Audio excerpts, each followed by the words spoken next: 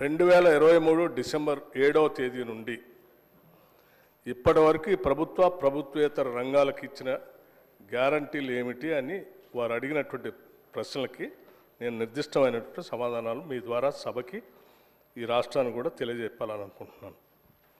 2024 November వరకు guarantee ఇచ్చినవి 51,277.71 కోట్లు. ఇక డ్రా చేసినవి కూడా 51,891.44 కోట్లు. 2024 వరకు 2023 డిసెంబర్ నుండి 2024 నవంబర్ 30 వరకు డ్రా చేసిన FRBM రుణాలు 52,118 కోట్లు. అట్లాగే అధ్యక్ష 2023 డిసెంబర్ నుండి 2024 నవంబర్ 30 వరకు కార్పొరేషన్లో SPVలు డ్రా చేసిన FRBM ఏతర రుణాలు 61,991.14 కోట్లు. 2024 నవంబర్ 30 వరకు FRBM ఏతర రుణాలు 51,277.71 కోట్లు. 2024 నవంబర్ 30 వరకు 10,099.70 కోట్లు. ఇవన్నీ పై విధంగా ఉన్నాయి అధ్యక్ష. ఇది సమగ్రమైనటువంటి సమాధానం వారికిచ్చాం. గౌరవ సభ్యులు తన్నీరు హరీష్ రావు గారు. స్పీకర్ సార్, నేను 21 సంవత్సరాల నుంచి ఈ సభలో ఉన్నాను. మంత్రిగా పనిచేశాను, ప్రతిపక్షంలో కూడా సభ్యుడిగా పనిచేశాను.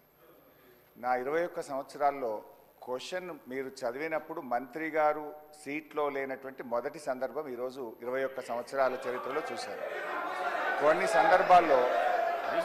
సందర్భాల్లో ఏదైనా ప్రత్యేకమైన కారణం వల్ల సభ్యుడు రాకపోతే మంత్రి గారికి ఏదైనా అర్జెంట్ ఉంటే ఇన్ఫార్మ్ చేస్తారు, క్వశ్చన్ పోస్ట్పోన్ చేసి తర్వాత తీసుకుంటారు. బట్ వెన్ స్పీకర్ కాల్స్ తప్పకుండా మినిస్టర్ గారు అక్కడ ఉన్న సందర్భం ఉంది.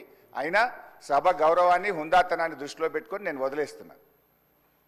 అధ్యక్ష, ఈరోజు గౌరవనీయులు బట్టి విక్రమార్క గారు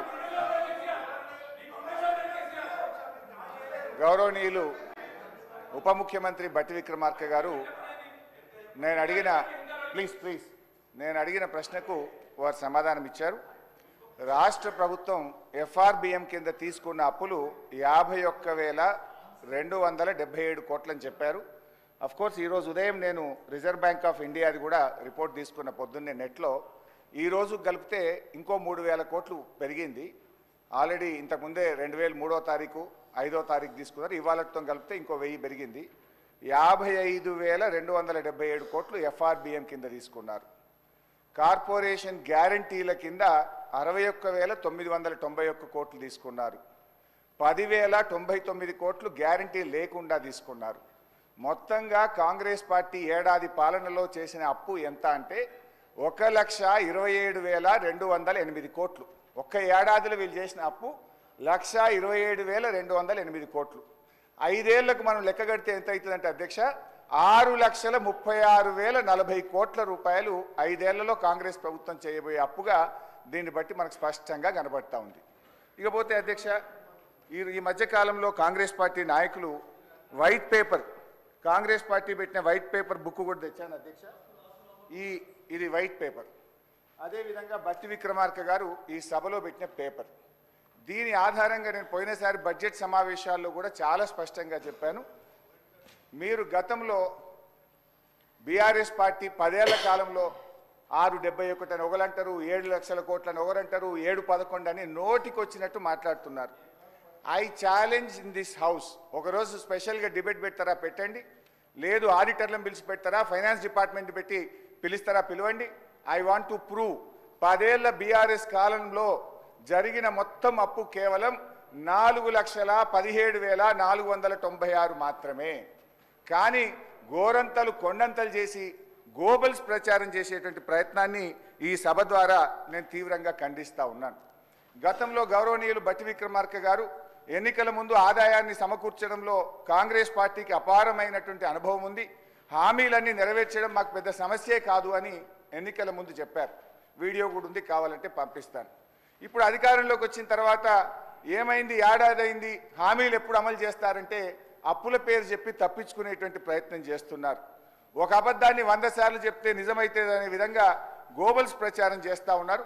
అందుకే ఈ శాసనసభ వేదికగా సభ్యులకు, రాష్ట్ర ప్రజలకు కూడా ఈ 7 లక్షల కోట్ల అప్పు అని కాంగ్రెస్ పార్టీ చేస్తున్న ప్రచారం తప్పు అని ఈ సభ ద్వారా రాష్ట్ర ప్రజలకు నేను తెలియజేయదలుచుకున్న అధ్యక్ష ఆర్బీఐ కంటే గొప్ప వాళ్ళు అయితే ఉండరు అధ్యక్ష. ఇన్ఫ్యాక్ట్ అధ్యక్ష, ఈ 4,17,496 కోట్లలో కూడా 10 ఏళ్ల బీఆర్ఎస్ పాలనలో 4-5 ప్రత్యేకమైన విషయాలు ఉన్నాయి. 2 వరుస కరోనా సంవత్సరాలు రావడం వల్ల కేంద్ర ప్రభుత్వం అప్పుడు మొత్తం దేశం యొక్క ఎకానమీ అతలాకుతలమైంది. మీరు రాష్ట్రాలు 1.75% అదనంగా అప్పులు తీసుకోండి, క్యాపిటల్ ఎక్స్పెండిచర్ చేయండి అని కేంద్ర ప్రభుత్వం చెప్పడం వల్ల మనము తీసుకున్నటువంటి అప్పులు కూడా ఉన్నాయి. ఇది కాకుండా ఉదయ్ స్కీమ్ ద్వారా, సార్ లెట్ మీ కంప్లీట్, ఆ తర్వాత అని చెప్పమనండి.